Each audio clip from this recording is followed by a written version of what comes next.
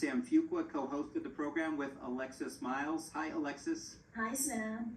And we're so pleased to be joined for this edition of Well, That Went Sideways by Grace G. Hello. Hi, Sam. Hi, Alexis. Hi, Grace. Great to have you with us. I wanted to start by asking you, because you say on your website how your background informed your work as an artist. One of the ways you identify yourself is as a Chinese Canadian. Can you talk a little bit about your upbringing and how that has influenced who you are today? Sure. I grew up in Canada, but I also lived in Hong Kong in my teens, and I live in the U.S. now. And so I've traveled in Asia and Canada and the U.S. quite a bit.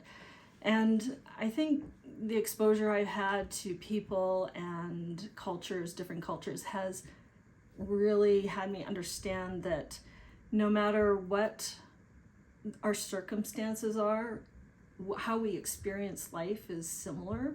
And so my art is influenced in that I feel like whether I am no matter what the expression is, no matter what the circumstance that brought me to pain or loss or joy, it is a shared collective experience. And so people can relate to the art and the healing that happens. Does that answer your question? Oh, yes, it does.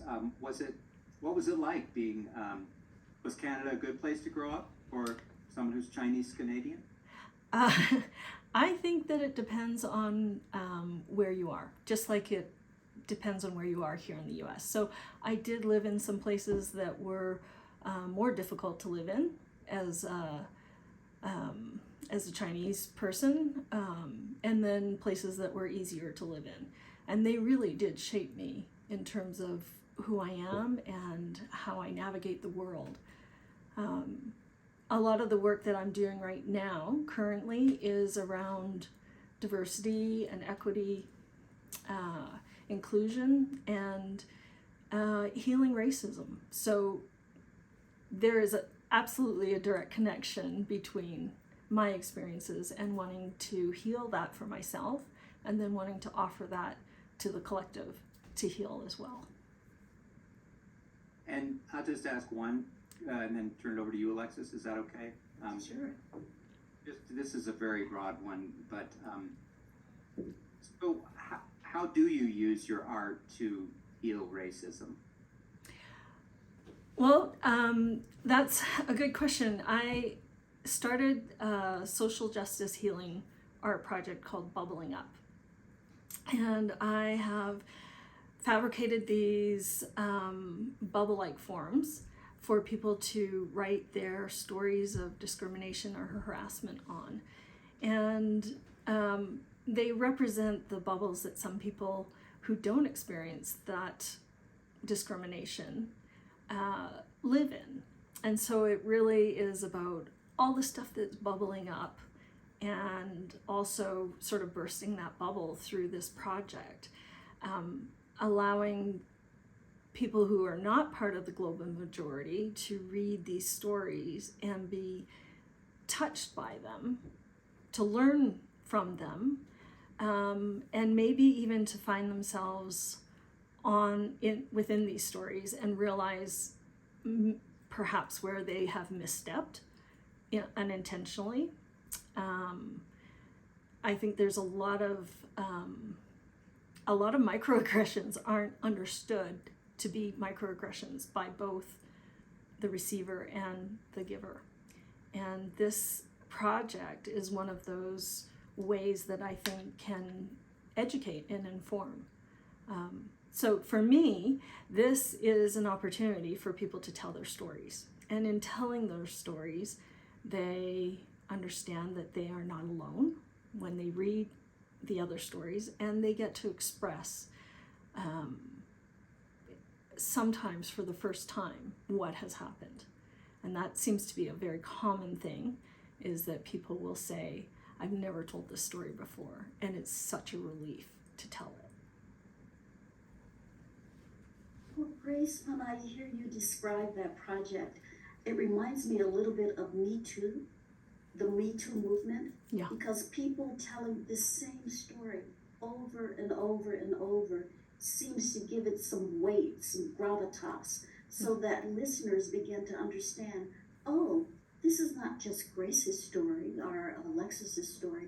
This is a collective experience. And it seems that it helps people to address it as something that's real and not just somebody's individual response. And are you finding that? I absolutely am, from both sides of the storytelling. So the people who are telling the story realize, oh, other people experience this too. Because I think so many times when we face racism and discrimination, we think there's so much shame to it, right? And so we isolate, we don't talk about it, and then we think that we're alone.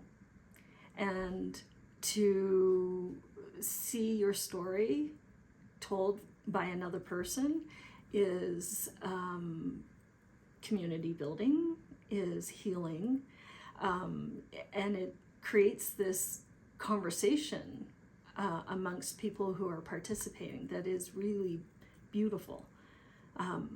I think people do find community in that. And when a person walks in, so they walk in through the door, could you describe what they see and what it looks like? Sure. I always have a little pop-up exhibit. So I'll start with a few bubbles, and these bubbles range from probably 14 inches to 4 inches. So it's kind of like that bubbling, different depths and different sizes. And then people who are not writing stories have an opportunity to respond on an index card. So like a 3x6 or a 4x6 index card.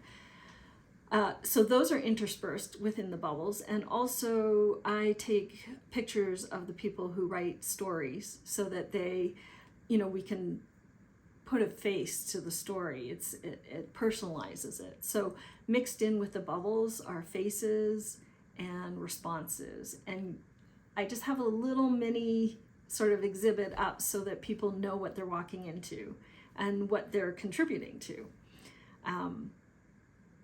I'm not sure that's visually what they see. I have a table with bubbles out, and, I'm just inviting people to come and read.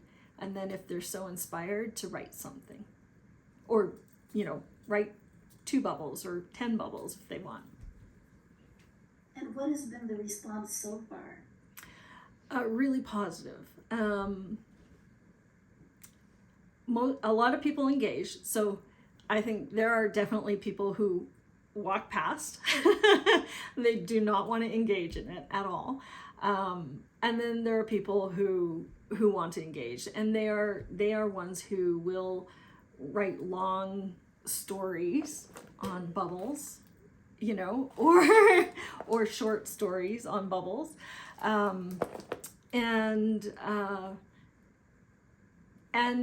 So I always have a survey that people fill out, and it's been so positive. I think the number is something like 78% of people who participate in bubbling up say that they would like to volunteer for either a story gathering or making bubbles or putting up an exhibit, which is phenomenal.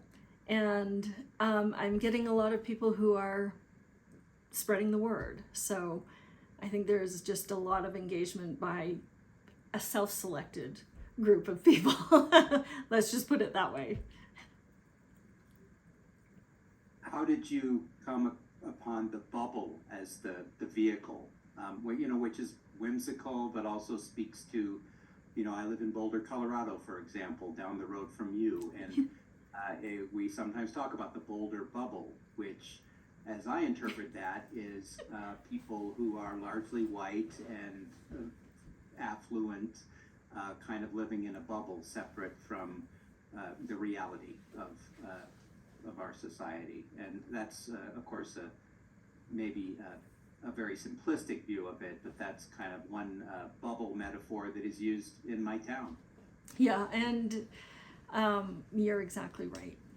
That is exactly where that came from, as well as I think that when we stuff our trauma, when we don't deal with our grief and our pain, it does bubble up. It bubbles up in so many different ways, in big ways, in small ways. It comes out when we least expect it sometimes. And so there's this bubbling up of this grief and also of this anger and injustice.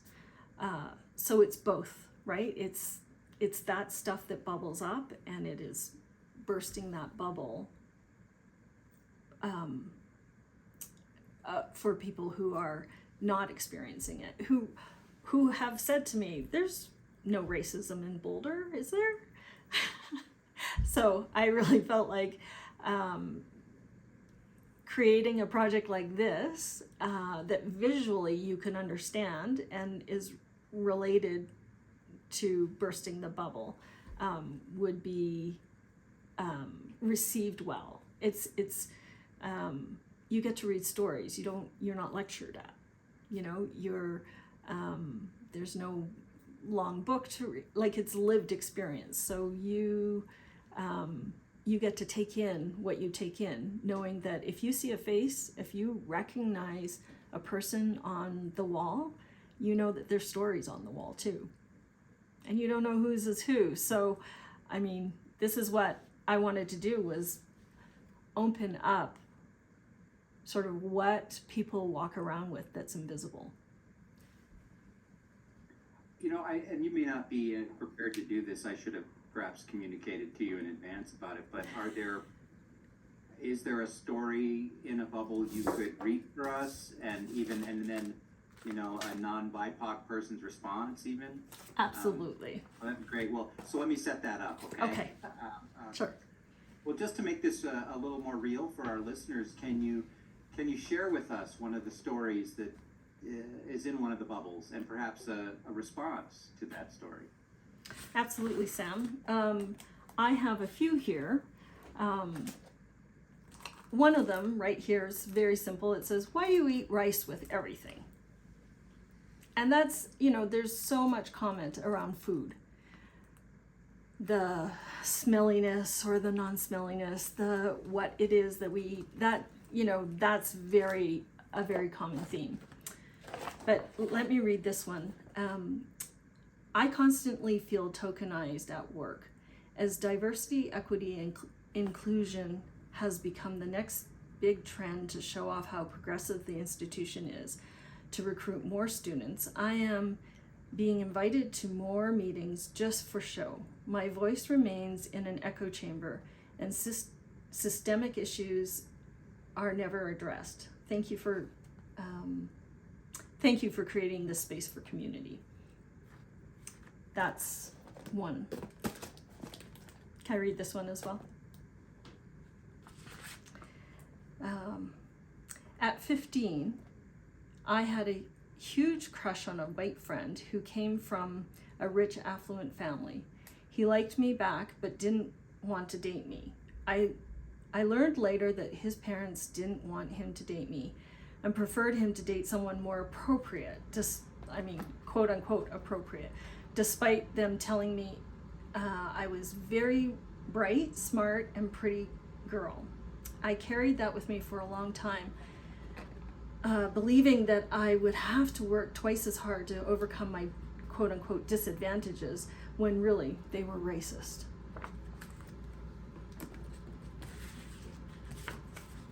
I have a couple responses.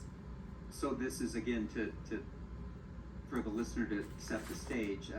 Someone looking at the bubbles, reading the story, is then invited to write their reaction on a card. Right? That's right. Here's one. I can't imagine the pain of not feeling safe in your own home, of feeling targeted in this way. I had a friend who grew up on a sheep farm whose family also had a rifle at the front door to protect the sheep. I can't imagine the terror of needing to protect the humans in this way. I am so sorry. So this one speaks directly to a specific bubble. This one speaks more generally as an affirmation. Thank you for continuing to try to help us understand. It must be exhausting and frustrating. I don't understand. This isn't my lived experience. It isn't my sister's, my mother's, my family's experience. Please keep trying to help me understand. I want to understand. I want to do better. Hold me accountable. So there's a range of responses, as you can see. Thank you. What strikes me, Grace, is that this project seems to require people to be vulnerable. And can you talk about the role of vulnerability in healing? Yeah, I think it's critical. I think without opening enough to be a little bit vulnerable, we can't really touch on the pain that needs healing. And if we can't touch it, we can't go there, right? We can't begin to shift it if we can't acknowledge it. So it does absolutely require a certain level, and people come in with whatever they're comfortable with, this much or this much. And they speak about it in the comment section of the survey afterwards. Sometimes it makes a big difference that it's anonymous, that they can tell their story and put it on the wall. Excuse me. And then sometimes I hear I can't quite do it, like I'm not comfortable writing a story. And I always tell them they can send in a story anonymously on my website, and I'll put their story on a bubble.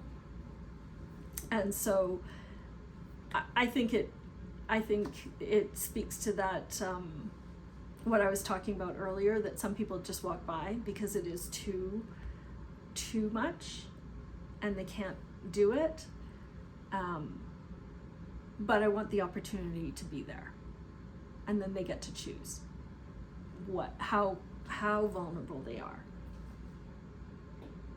And do people take you up on the offer to just send the story in rather than write it directly on the bubble? Yes.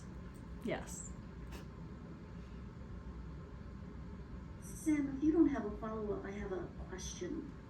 Yeah, I have a separate topic, so I'll go ahead. No, you go ahead, Sam, because mine is totally separate as well. All right. Well, I'm interested in another part of your work, which is helping people through transitions. Mm-hmm. Be a transition of loss or a transition of birth, or I think, if I'm interpreting correctly, any major life transition. Yeah. Which often brings up all kinds of conflicts within us and within our relationships with our loved ones. How do you approach that work? What does it involve? Can you talk about that part of what you're doing? Sure. Transition work really deals with, as you said, everything from birth to death. The quote unquote positive transitions are still stressful. And I use art, I use a number of different sort of modalities within art to access how we feel and interpret what's going on in a way that is empowering, so that people can create their life rather than be subject to it. And they get to interpret what's going on in a way that empowers them. I just repeated that. That might be creating a work of visual art that helps them to understand.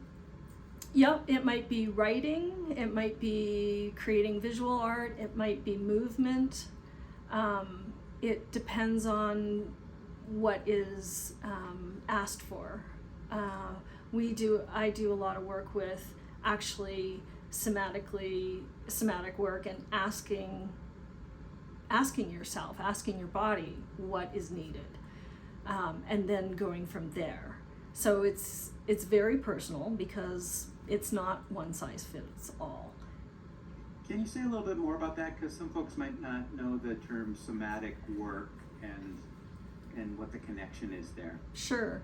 So sometimes I do work where we will ask questions of the body to find out, to bypass that thinking brain and go straight through to the heart and how you feel, and asking the body what is needed. And it could be a range of things. It could be action, it could be emotion, it could be being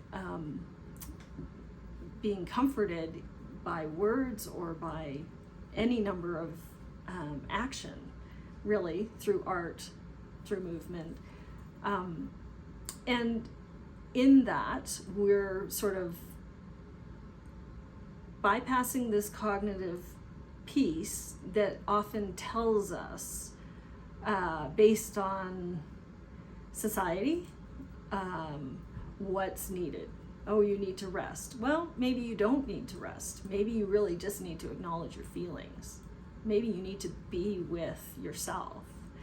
And maybe that's all that's being asked for. And once you do that, the whole system settles, right? Your whole nervous system can settle, and you can approach a transition in a very different way when your nervous system isn't jacked, for lack of a better word.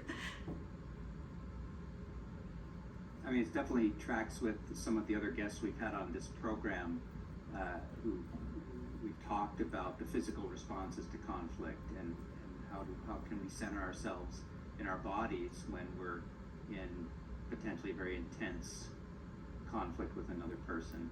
Right. And that conflict is recreated by our memories. So we don't have to be currently in a conflict. We just have to be remembering it for our nervous system to be responding in the same way.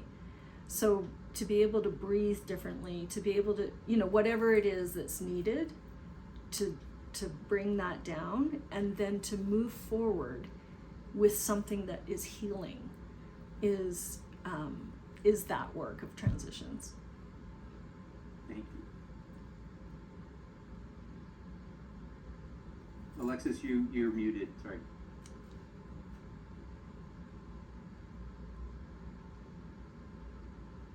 So you were talking about transitions and healing. In your mind, are they the same thing? Transitions and healing? No, they're not. Transitions are any sort of movement from one to another, and usually there's loss, even in a positive transition. You get married, but there's loss of singlehood. You have a child, and there's loss of time, space. And there's loss of, you have children, and there's loss of other things as well. You get a new job, you move. These things can be seen in either way, positive or negative, but there's usually both pieces, and there's usually loss involved, and that's what we address, because that's what, if you stuff it, is gonna bubble up and come out, really. Thank you for that. And I have read, and we talked a little bit about the fact that you have had this profound healing journey in your life, and in fact, you almost died. Mm-hmm. Can you talk about that and how that led to the work that you're currently doing, in part? Yeah, sure. In 2000 and, hang on one second. In 2014, I went into the hospital in septic shock and had just multi-organ failure, and was on life support for part of that time. I had C. diff, so I was in isolation because I was really quite sick. And a couple of times during that month in hospital, I was told, or my then husband was told, that I wasn't going to make it through the night. So come and say goodbye. And I think it's, obviously I survived. And I came out of that with a really profound change in my relationship to myself and the world and really everything. And I decided, it's not even like I decided, I just came out of that with this understanding that I could not do things the way I was doing them. I took this as a wake-up call, as you need to make some changes. So it kind of broke me down all the way to the ground, broke me open, and said, rebuild in a way that honors your life, honors the second and third chance at living. So I've really tried to do that every day. Be grateful that I'm here. Understand that we don't know how much time we have ever. We don't know that we have tomorrow. So live today fully and without regret, and do the work. I figured out what I was here to do, and I'm determined to do it. And I feel I am doing it, but it can get bigger. And part of that work is community healing. Absolutely. Yeah, it's being able to affect change in my community. And, I grew up with racism at a very early age. And I think I've been thinking about how I could have any sort of part in changing that my whole life. And for most of my life, I was quite despondent about it. I didn't think that there was really anything that could be done that would make any difference. And I think this project does. In fact, I know this project does. So one of the things I did was to, sort of figure that out. And what can I do? How can we affect change from the grassroots level? One person at a time. Research shows that having these conversations with children changes the trajectory of their lives, right? Of what would normally be sort of the racism or the discrimination that is just part of how we live. So I love having bubbling up in libraries and in places where children will be there so that they can touch the bubbles and, ask what it is, and Mommy, read this to me, or Daddy, what is this, and then they get to open up these conversations. So, yeah, I do feel like that's part of it, for sure. Well, we like listeners to have a very doable, practical takeaway. So what are a couple of things you could suggest for individuals to do who are interested in community healing, or even healing themselves? Right, and healing yourself is the beginning of community healing, or they can be very intertwined. So absolutely. And I am a big proponent of storytelling, sharing stories, whether that is anonymously or not anonymously, regardless of what the topic is, whether it's discrimination or any variety of things. I think finding your people, finding your group, right, and sharing your stories, understanding that there actually is a support group for everything out there. I lived in isolation around certain subjects, around infertility and around racism and, you know, and I didn't understand that I wasn't alone. And that was, it was so hard. So I think being in community, finding your support group and doing whatever it is, whether it's writing, drawing, acting, you know, music, dancing, something that is an expression of what you're going through is the healing piece. And whether you share that, you know, or not, is whether it is personal or whether it's community-based. Thank you. Yeah, thank you. I think it's so important for everybody to know that they have that creative power in them and they have a story to tell, because some people will say, oh, I'm not an artist, or I'm not, important enough or something to do that. Right. People say often, I'm not creative, but again, this is sort of training.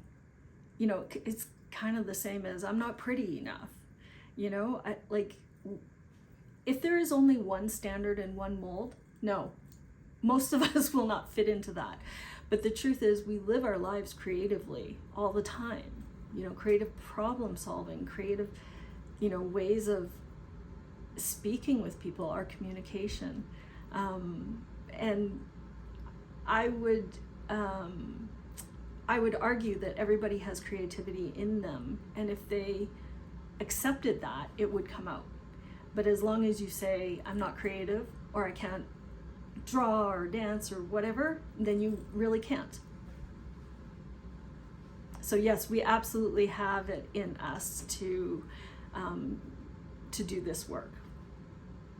So Grace, it sounds like you're saying that we all are inherently creative, and the more we're able to act on that creativity, the more healing we have, and the stronger our communities are and our relationships are with each other. Is that what you're saying? That is absolutely what I'm saying, yes. I had not thought of that before, the relationship between creativity and healing and community. I think art has the power to heal.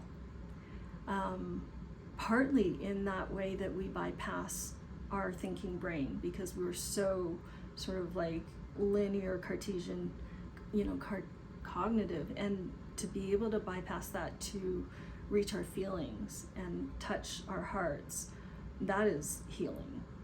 I also think that, hang on, what did you just say? You said you didn't make the connection between creativity, healing, and what was the other thing? Community. Oh, community, right. Yeah, because if we can heal ourselves, what we do to heal ourselves, I'm understanding this now, can always be brought into community, right? I did this project that is not about equity and inclusion, it's about red flags in relationship. And I invited the community to come and tell their stories. They literally wrote on red and green flags about relational ways of being that, you know, are red flags. And the conversation, so that it started with myself, right? So I'm writing all these red flags, like, oh, should have seen that, should have seen that. And then I realized if I open this up to the community, it's available to everybody. So then people came, wrote flags, and I actually sell these kits that are red and green flags for people to purchase and do it on their own. So then that is how that starts with me doing my own work and goes out to the community. And then you walk into somebody's house and they have a string of red and green flags up, and you ask them, what's that about? And then that conversation starts, right? And then they're talking about, oh, what are your red flags? Oh, you know, what are your green flags? What are you looking for in relationship? I mean, whether it's romantic relationship or business relationship or family relationships, it doesn't matter. It's, you know, it's all there. It reminds me of the Bubbling Up project. You make it tactile, so people actually get to see it, touch it, feel Yeah. it. Yeah. Yeah, and people they can go up to this exhibit and touch it. It's totally fine.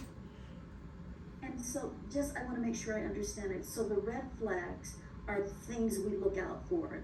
Oh, that could be a dangerous area. That could be harmful.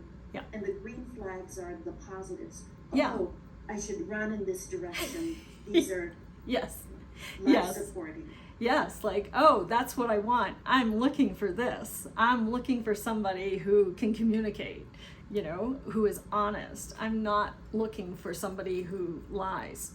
Or who, who I don't know, who puts me down in front of other people, So I started with red flags, but I came to understand that's not the whole story, right?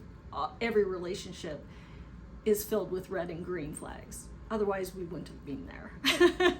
So to tell the whole story, you just hope that the balance is greater on one side. And I think, the kits are used in that way where people get to write out these things, these red and green flags, and then use them as reference for when you start a new relationship, when you're going into business with somebody, when you're interviewing for a job. You get to sort of look at your lists and go, where am I? Where's the balance? And you run if the balance is on the red, and run towards if the balance is on the green. So it sounds like this can be used both by individuals and by communities. So a community group could do this. Yes. An affinity group could do this. A department could say, this is how we want to, this is what we're looking for in our clients. This is how we want to speak to each other. This is how we want to put ourselves out there in the world, like this, not like this. For sure. And that sounds to me like it's because everybody gets to be involved in shaping that it could be even more powerful than like a vision statement for an organization, that's written up on the wall. Yes. This is actually written, but it was written by the collective. Yes, in their own voices. So that's a big piece of bubbling up, as well as the flags, is that people, it's not an interpretation through me. Like, I'm not interpreting your words. I am your voice, exactly how you are speaking is represented. And for bubbling up, that's important for a community that typically is underrepresented in art, I just had one last question, Alexis, unless you don't. Okay. Yeah. Well, I know artists are always looking ahead and thinking of the next project. So in addition to the projects you've described, where are you going next with this work? Bubbling Up is sort of in its inception, so I am continuing to gather stories and also exhibit. There's an exhibit in November at the library in Louisville. So there's my fine art is going up, as well as a small exhibit of Bubbling Up there. In the studio, I am continuing to do my own fine art. I do a lot of stitching, and again, it's healing work. So I'm just continuing with that and experimenting with new items and new techniques. So that's very exciting. And then Bubbling Up will just continue to grow, and I'm starting to open up to private as well as public sort of venues. And I just did a story gathering event with high school students at Boulder High School. And that was so great. I am really looking forward to working with more high school students, because I think that the earlier we catch people, and that we can sort of point out what is racism, what is discrimination. Sometimes it's very obvious, but sometimes those microaggressions just leave you feeling a certain way but not really understanding why. And so that's been important to me, to be able to educate in that way. I mean, educate might not be the right way, but expose, because when I was younger, I didn't really understand why certain things felt so awful. I just know that they felt awful when they were said to me, you know, the subtle things, right? So to be able to expose that as, yes, this is racism, this is discrimination, and you should call it out as that. And here's what you can do if you're a bystander to that, you know? You don't have to just be quiet. Yeah, so I'm excited about working with high school students and doing sort of more private events. Well, we look forward to learning more about them and seeing them if we're able to. And folks, of course, can find out more about your work on your website. Grace G., it's been really a pleasure to talk with you. Thank you so much. Thank you, Sam. Thank you, Alexis. It's been great to be with you. It's been a pleasure. Thank you.